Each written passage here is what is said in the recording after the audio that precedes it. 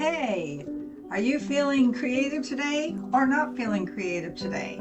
I'm going to show you the easiest way to make something beautiful without having to think too much.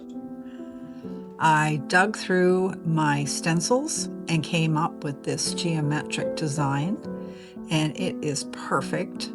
I grabbed a brush, which is like a size 4 because the spaces are pretty small, and just took basically 3 colors and started filling in the holes like I'm painting by numbers.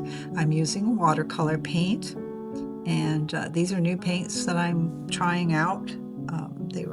The brand name is Master's Touch, and they were only $3.49 a piece, so price was right. Deep purple and violet. And then the green I'm using, of course, is my Holbein, which is a sap green. And then the perimeter design I did in Moonglow by Daniel Smith. And then the sparkly bits in the middle there are fabulous Japanese ink, gold ink. And I just love this stuff. It's so beautiful.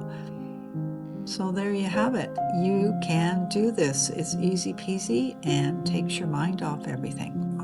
You can see the full video here.